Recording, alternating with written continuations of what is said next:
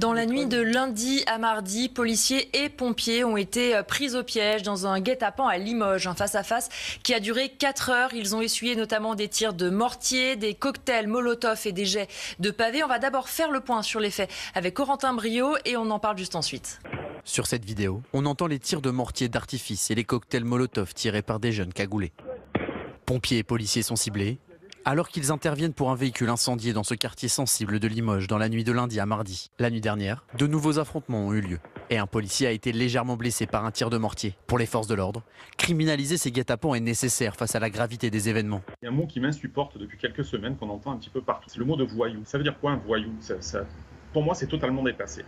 Maintenant, on va parler de criminels, parce que le texte, il existe, le guet-apens contre les policiers, contre les pompiers. Vous l'avez bien dit, ils sont là pour porter secours.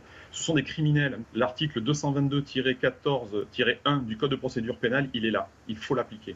Durant la deuxième nuit d'échauffourée, 2 individus ont été interpellés.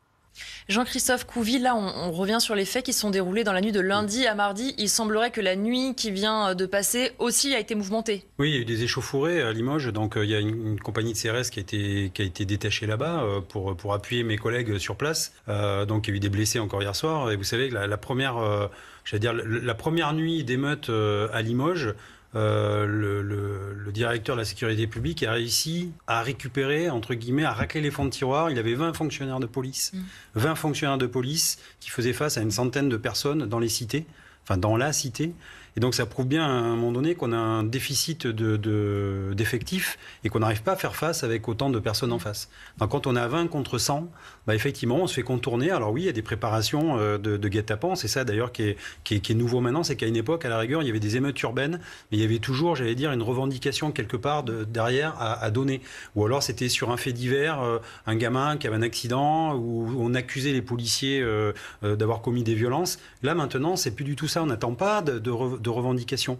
Maintenant, on déclenche, on attire les pompiers, c'est toujours le même mode opératoire, on attire les pompiers, on tabasse les pompiers, on leur balance des pavés et des mortiers d'artifice, les policiers arrivent, c'est pareil, c'est la guerre.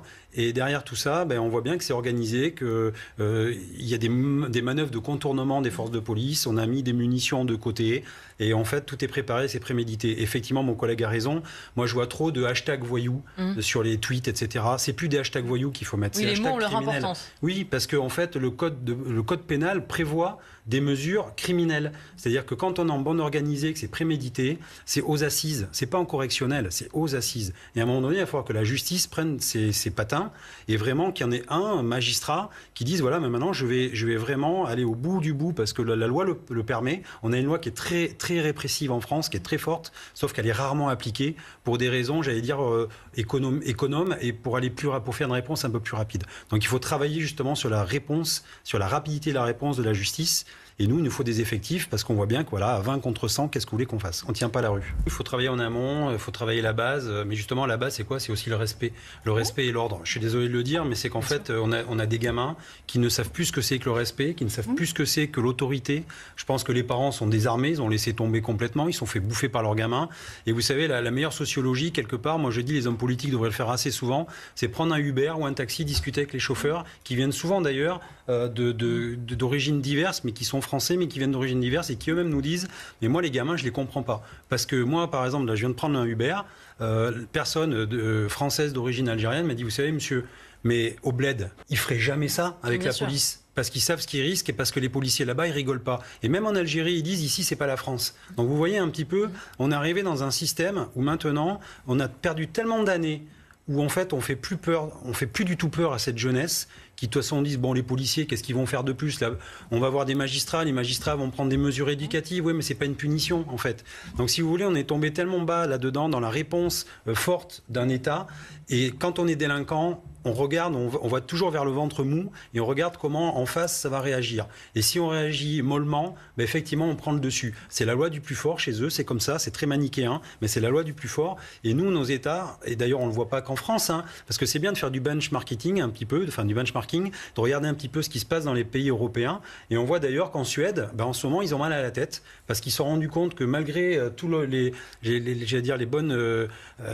bonnes phrases philosophiques, les bonnes idées, etc., mais ils se rendent compte qu'aujourd'hui, ils ont un taux de criminalité qui explose. Ils ont ils sont 10 millions d'habitants, ils ont 46 morts par an dus à des homicides, des règlements de compte dans les cités, etc. Et eux aussi, ils se rendent compte qu'ils étaient complètement à côté de la plaque. Donc je pense qu'il faut maintenant reprendre la main, avoir un État fort, montrer que l'État répond.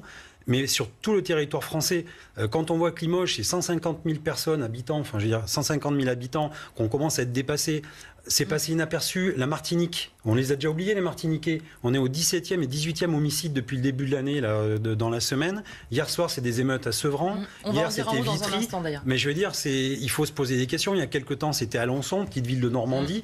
Donc à un moment donné, il faut se poser les bonnes questions et se dire qu'en fait, la France, faire une image, j'allais dire, de la France en temps réel et dire maintenant, il va falloir retrousser les manches. C'est bien beau d'aller faire les malins des fois à l'Assemblée nationale et faire des selfies et tout ça, mais là maintenant il va falloir mettre les mains dans le cambouis et se dire qu'il faut redresser cette France parce que franchement les citoyens demandent un peu d'ordre et vraiment de pouvoir sortir dans la rue et être tranquille.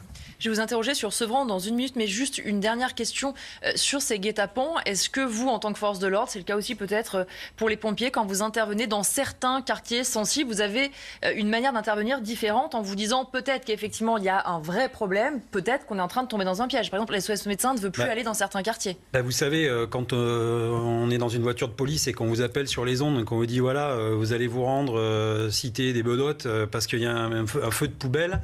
Mais vous savez très bien que vous allez au carton. Vous savez très bien que c'est un faux feu, entre guillemets. C'est vraiment pour vous attirer et que là, vous allez, excusez-moi de l'expression, mais vous allez morfler. Et que ça se trouve, ce soir, vous allez peut-être pas rentrer voir votre femme et vos enfants parce que vous savez vraiment pas ce qui vous attend et quelle est l'intensité qui va vous attendre. Donc, qu'est-ce qu'on fait? On y va un petit peu en éclaireur. On pointe le nez, on voit qu'on prend plein de projectiles et des cocktails Molotov, on appelle les renforts et quand on est assez en nombre, on essaie de réinvestir les lieux pour faire ramener le calme.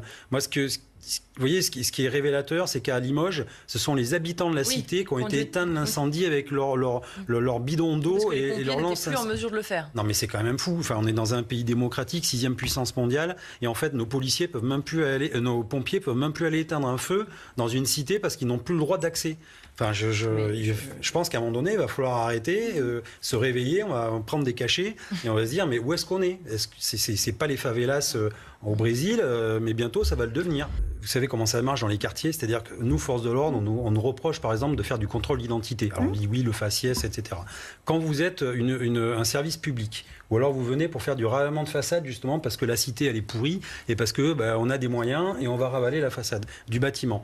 Mais il y a des contrôles d'identité qui sont organisés par les habitants de la cité parce qu'ils ont annexé cette cité-là, c'est leur république à eux, c'est leur territoire et toute personne qui arrive et qui n'est pas identifiée comme faisant partie du quartier est un intrus. Donc en fait, quand vous pointez devant l'entrée de ce quartier-là, vous devez montrer votre carte d'identité, dire que vous n'êtes pas un policier et que vous venez pour rembellir un petit peu le quartier. Mais enfin, c'est un truc de dingue. C'est-à-dire qu'on a renversé les valeurs. Et nous, policiers, on se dit, mais alors quand nous, on fait notre travail, on nous montre du doigt. En revanche, quand les délinquants font des contrôles d'identité, on dit, ah ouais, mais les pauvres, vous savez, c'est compliqué, là où ils vivent, etc. Non, il faut arrêter. Il faut remettre l'église au milieu du village. Et je pense qu'effectivement, il faut retravailler les valeurs. On parlait tout à l'heure aussi du service national.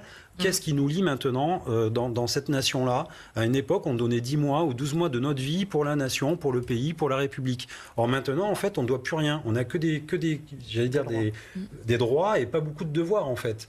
Donc, je pense qu'il va falloir... Alors, oui, on peut faire un système national j'allais dire, pas militaire, mais je sais plus comment on appelle service civique. Mais encore une fois, c'est sur la base du volontariat. Oui, le service. Il n'y a pas beaucoup de volontaires. Alors peut-être qu'un jour, ça sera obligatoire, ça redonnera un sens peut-être à l'idée de la République et de vivre ensemble. Mais pour l'instant, en fait, il y a eu tellement de fractions et on a tellement communautarisé un petit peu ce pays qu'en fait, on est en train de monter, on fait quartier contre le reste du monde, là où au contraire, on devrait travailler tous ensemble.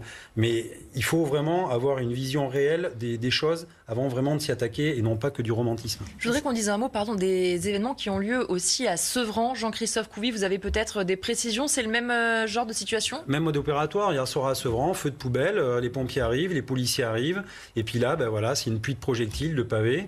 Donc on a un collègue qui a 4 points de suture parce qu'il a pris un pavé, un autre qui a pris un mortier d'artifice qui était gravement brûlé au 3e degré dans le cou. Donc qu'est-ce qu'on attend? On attend des renforts, et puis après on réinvestit la cité. Les gens qui y vivent, parce qu'il y a 10% de fauteurs de troubles, entre guillemets, les gens qui y vivent, qui ont envie juste d'être tranquilles, souffrent de quoi? Ils prennent du gaz lacrymogène, du bruit, de la peur, des voitures brûlées, et en fait ils vivent dans une espèce de microcosme de peur, qui fait que même à la rigueur, des fois ils disent mais les policiers ne venaient même plus à la rigueur, parce que si vous venez derrière, nous on va être embêtés, on aura même des représailles par rapport aux voyous. Donc on voit bien quelque part qu'il faut maintenant passer un cran supplémentaire, arrêter de trouver des excuses à ces criminels et vraiment les retirer de certains quartiers, les délocaliser, les sortir et laisser les gens vivre tranquillement et paisiblement. Là, on leur permet des fois, c'est des familles entières qui sont connues, de vivre tranquillement avec des loyers très modérés et en fait d'être les caïds d'une cité. Je suis désolé, à un moment donné, l'État doit reprendre la main et dire ces gens-là, ils gênent les 3/4 des gens, il faut qu'on les mette, qu'on les ressorte, qu'on les mette à côté de la société pour permettre aux autres de vivre.